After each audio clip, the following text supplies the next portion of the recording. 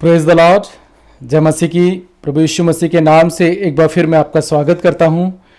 आज हम परमेश्वर के वचन से सीखेंगे कि कैसे हम अपने जीवन में उन आशीषों को पा सकते हैं। कैसे परमेश्वर ने कहा है कि अब्राहम की सारी आशीषों के हम वारिस हो सकते हैं। आज मैं एक सवाल आपसे करना चाहता हूं कि क्यों परमेश्वर हमें आशीष देना चाहते हैं और वो हमसे क्या चाहते हैं और वो हमसे क्या चाहेंगे। सब कुछ तो उसी का है।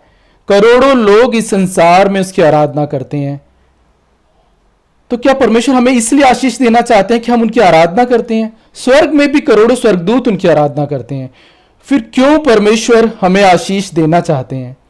जानते हैं, सिर्फ एक कारण है।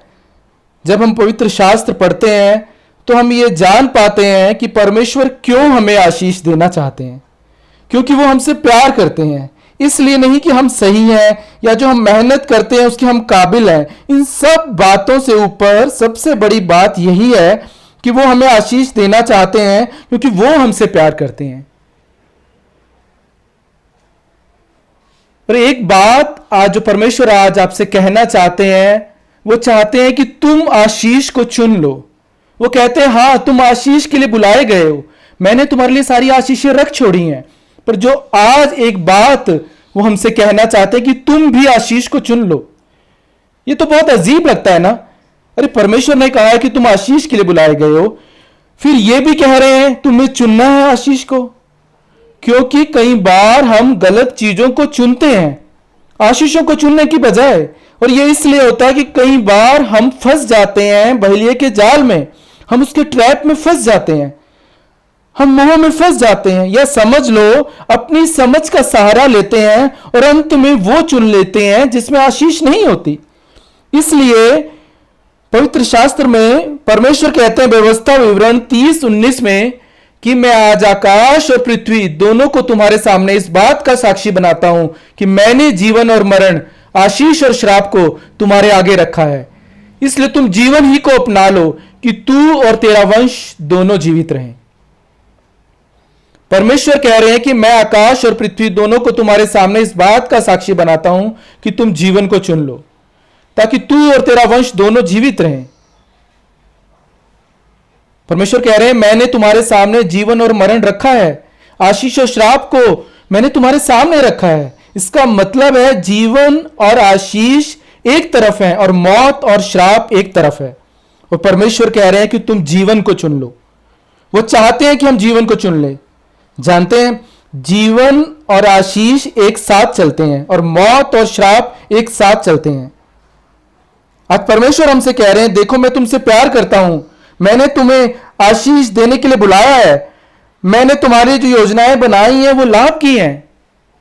यीशु कहते हैं यूहन्ना 10:10 में, चोर आया चोरी करने, घात करने और नाश करने, मैं इसलिए आया हूं कि वो जीवन पाओ जिसमें बहुतायत है। वो कहते हैं मैं तुम्हें जीवन देने आया हूं और बहुतायत का जीवन देने आया हूं। यीशु कहते हैं मैं तुम्हें वो जीवन देने आया हूं जिसमें बहुतायत की आशीष है, जिसमें बरकत है, जिसमें आशीष है, जिसमें भरपूरी है। पर वो कह रहे हैं तुम जीवन और आशीष को चुन लो। परमेश्वर ने आज हमारे आगे ये चुनाव रखा है। हर दिन हम ये चुनाव करें जीवन का, आशीष का, वो जीवन जिसे देने को यीशु आए। हर दिन हमारे मन में ये इच्छा हो, ये विचार हो कि हम आशीषित हैं। हम जब पवित्र शास्त्र पढ़ते हैं तो देखते हैं कि कैसे बहुत से लोगों ने, जिन्होंने सही चुनाव किया और परमेश्वर ने अद्भुत तरीके से उनके जीवन को आशीषित किया। कई बातें आज इस संसार में हम देखते हैं, कुछ बातें तो हम समझ ही नहीं पाते। कई बातें जो हम अपने जीवन में नहीं चाहते वो इस संसार में हम अपने आसपास देखते हैं, क्योंकि पाप ने आज भी संसार को मुश्किलों और समस्याओं से भर दिया है। पर वचन कहता है जो इन मुश्किलों और समस्याओं में भी उस परमेश्वर की ओर देखते हैं वो कभी लज्जित नहीं होंगे। परमेश्वर कह रहे हैं आशीष को चुन लो, जीवन को चुन लो। जीवन को चुनने का मतलब क्या है? या तो मैं इस रास्ते पर जाऊं जहां मेरी इच्छा है, या उस मार्ग पर जाऊं जो मैं जानता हूं कि सही है, या मैं उस सकरे मार्ग पर जाऊं जहां थोड़े लोग हैं, या उस चौड़े मार्ग पर चलूं जहां सब लोग चल रहे हैं। चुनाव का अर्थ है मैं सही को चुनूं। चुनाव का मतलब है मैं उसको चुनूं जो मेरी इच्छाओं पर नहीं, पर मैं जानता हूं कि वो सही है। हमें समझना है कि हम शरीर के द्वारा निर्णय ना लें, क्योंकि शैतान हमारे जीवन को नष्ट करना चाहता है शरीर के द्वारा। जानते हैं, शैतान उन्हें कभी भी शापित नहीं कर सकता जिन्हें परमेश्वर ने आशीष के लिए चुना है। इसलिए शैतान तुम्हें मसीह चरित्र से बाहर ले जाएगा। इसलिए शैतान तुम्हें उत्तेजित करेगा कि तुम वो डिसीजन लो जो गलत है। वो आपको मसीह चरित्र आपके जीवन से दूर कर देगा। आपका मसीह चरित्र आपके जीवन से दूर हो जाएगा आपके गलत निर्णय के कारण, क्योंकि उसे मालूम है जिन्हें परमेश्वर ने आशीषित किया है उन्हें कौन श्राप दे सकता है। इसलिए वो क्या करता है, वो आपको परमेश्वर के प्लान से दूर ले जाता है और आप पर श्राप लाता है। जब तक आप परमेश्वर के प्लान में बने, पर वो चली जाएंगी, आप विजयी होकर वहां से निकलेंगे, क्योंकि आप परमेश्वर के द्वारा आशीषित लोग हैं जो आशीष के लिए बुलाए गए हैं। जो चुनाव हम करते हैं वो बहुत मायने रखते हैं हमारे जीवन में। परमेश्वर की आशीषें परमेश्वर की योजना में बने रहने में ही है। मुझे और आपको बहुत सावधान रहना है कि हम इनमें बने रहें। वचन कहता है जो परमेश्वर की योजना में बना रहता है वो सदा फलवंत होता है। इसलिए वचन कहता है धन्य है वो इंसान जिसका भरोसा प्रभु पर है। वो उस वृक्ष के समान है जो बहती नालियों के किनारे लगाया गया है और अपनी ऋतु में फलता है, जिसके पत्ते कभी मुरझाते नहीं। इसलिए वो कुछ वह पुरुष करे वो सफल होता है। इसलिए वचन कहता है जो परमेश्वर की योजना में बने रहता है वो सदा फलवंत होता रहेगा। जानते हैं, जब हम नायोमी के बारे में देखते हैं, नायोमी एक ऐसी स्त्री है जो अपने पति और अपने दोनों बेटों के साथ बेथलेहम की रहने वाली थी और वहां पर बहुत बड़ा अकाल पड़ता है और वो अपने पति और दोनों बेटों के साथ मोआब नामक देश में जाकर रहने लगी। और सिर्फ लिखा है कि वहां रहने नहीं लगी, लिखा है कि वो वहां जाकर बस गई। इतना ही नहीं, उसने अपने दोनों बेटों का विवाह भी वहां की मोआबिन स्त्रियों से कर दिया। और हम क्या देखते हैं, पहले उसका पति अलीमेलेक मर जाता है, फिर उसके दोनों बेटे भी वहां मर जाते हैं। तब लिखा है नायोमी अपने दोनों पुत्रों और पति से रहित हो गई। और अगर हम देखें तो यह हुआ क्या, वो परमेश्वर के शहर बेथलेहम, जिसका मतलब है रोटी का शहर, भरपूरी का शहर, वो शहर जहां परमेश्वर की उपस्थिति है, जहां परमेश्वर की हुजूरी है, उसने परमेश्वर की उपस्थिति से अपने आप को दूर कर लिया, परमेश्वर की योजना से अपने आप को दूर कर लिया। उसने उस जगह से अपने आप को दूर कर लिया जहां पर उसका रहना जरूरी था। पर उन हालातों को देखकर शरीर पर भरोसा रखते हुए अपने आप को वो वहां से लेकर दूर चले गए और उस मोआब देश में रहने लगे, जहां उन्हें लगा कि यहां हमें बहुतायत मिलेगी। पर हुआ क्या, बहुतायत की बजाय जो कुछ भी उनके पास था उन्होंने अपना सब कुछ गंवा दिया। जो उनकी रोजी रोटी के मेन सोर्स थे, उसका पति, उसके बेटे, वो तीनों नहीं रहे। और जब वो तीनों नहीं रहे तब उसे याद आई फिर बेथलेहम की।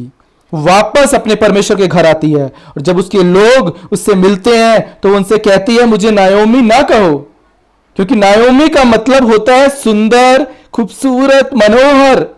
वो कहती है मुझे मारा बुलाओ, जिसका मतलब है जिसके जीवन में कड़वाहट आ चुकी है। सोचिए वो औरत जिसका नाम नायोमी है, अर्थात सुंदर, वो कहती है मैं कड़वी हूं, जिसे परमेश्वर ने आशीष के नाम से बुलाया, पर वो कहती है मैं तो कड़वी हूं, क्योंकि उसने परमेश्वर के घर को छोड़कर वो मोआबियों के बीच रहने चली गई। अपने गलत चुनाव के कारण वो सुंदर से, मनोहर से कड़वी हो गई। और हमारा परमेश्वर तो प्रेमी परमेश्वर है, वो प्रेम से भरा परमेश्वर है। जब भी आप उसके पास आते हैं, जिस भी हालात में आप उसके पास आते हैं, वो तब भी आपको गले लगा लेता है। पर क्यों हम अपना सब कुछ खोकर नायोमी के समान वापस आए? नहीं, आप नायोमी हो, आप सुंदर हो, आप आशीषित हो। चाहे सुख आए, चाहे अकाल आए, पर उसकी हजूरी से दूर मत जाइए, उसकी योजना से दूर मत जाइए। नायोमी ने क्या किया, वो उसकी हजूरी से दूर चली गई। और उसने अपने जीवन में मौत और श्राप को देखा। इसलिए नीति वचन 20-22 में लिखा है कि बिना कारण श्राप नहीं आता। आप कहेंगे हम तो यीशु ने हमें तो श्रापों से छुड़ाया है, हम तो अनुग्रह में जी रहे हैं। सही है, हम अनुग्रह में जी रहे हैं, पर इसका मतलब नहीं कि आप कुछ भी करें। जब आपको पता है मुझे इस मार्ग पर चलना है और आपका शरीर आपको दूसरी ओर ले जाता है, तब आपको प्रार्थना करनी है कि प्रभु मुझे अनुग्रह दे और अपनी सामर्थ दे कि मैं सही मार्ग को चुनूं। सहायता कर कि जो सही है उसके लिए हाँ और जो गलत है उसको ना कह सकूं। अनुग्रह हमारी सहायता करता है कि आप गलत काम को ना करें जब दूसरे भी उस गलत काम को कर रहे हो। अनुग्रह वो सामर्थ्य है जो पाप को नहीं और प्रभु को हाँ कहता है। हमें अपने जीवन में मसीह मूल्यों का आदर करना है। एक नया जन्म पाए मसीह के जीवन में उसे एक मसीह चरित्र का आदर करना है, उसे बनाए रखना है। जब हम एक नए सिरे से जन्मे मसीह होते हैं तो परमेश्वर के पहलौठे का हमें अधिकार मिलता है। उस अधिकार को हमें बनाए रखना है, हमें उसे बनाए रखना है ताकि पहलौठे की सारी आशीषों को हम अपने जीवन में पूरा होता दिखें जो हमारे लिए रख दी गई हैं। वो आशीषें आपके ऊपर हैं, पर यह हमारे हाथ में है कि हम उन आशीषों में कैसे बने रहें। उत्पत्ति 26 में हम देखते हैं कि इसहाक जिस देश में था वहां अकाल पड़ा, पर परमेश्वर ने उससे कहा कि तू इसी देश में रह और मैं तेरे संग रहूंगा, मैं तुझे आशीष दूंगा, मैं तुझको और तेरे वंश को आशीष दूंगा। उत्पत्ति 26:6 में लिखा है इसलिए इसहाक गरार में रह गया। और उत्पत्ति 26:12 में लिखा है कि इसहाक ने उस देश में जोता बोया और उसी वर्ष में 100 गुना फल पाया और यहोवा ने उसे आशीष दी। जब आप अपने जीवन में उसकी नहीं सुनते और गलत चुनाव करते हैं तो श्राप आता है। श्राप का मतलब है अशांति, लड़ाई झगड़े, तकलीफें, तनाव, समस्याएं। और जब आप जीवन को चुनते हैं, उसके वचन को अपने जीवन में तवज्जो देते हैं, तो आप इतनी आशीषें पाएंगे ना कि आप उन्हें संभाल नहीं पाएंगे। लिखा है कि इसहाक ने उसी साल 100 गुना पाया क्योंकि यहोवा ने उसे आशीष दी। इसलिए परमेश्वर जब आपको अनुशासन में लाए तो दुखी मत हो। उसी अनुशासन में आपके लिए आशीष है। अपने आप को उस कुम्हार के हाथों में सौंप दे। इसलिए परमेश्वर अपने वचन के द्वारा ही हमसे बात करता है, दुरुस्त करता है। इसलिए वचन को हमेशा अपने जीवन में तवज्जो दें और आदर करें।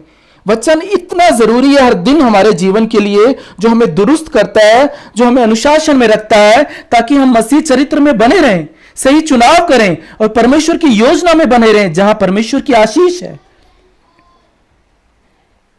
वो परमेश्वर जिसने कहा है कि अब्राहम की सारी आशीषों की हम वारिस हो सकते हैं, वो परमेश्वर जो आपको आशीष देना चाहता है, वो कह रहा है चुन लो आशीष को। मैं आकाश और पृथ्वी दोनों को तुम्हारे सामने इस बात का साक्षी बनाता हूं और तुमसे कहता हूं कि तू जीवन को ही अपना ले कि तू और तेरा वंश दोनों जीवित रहें।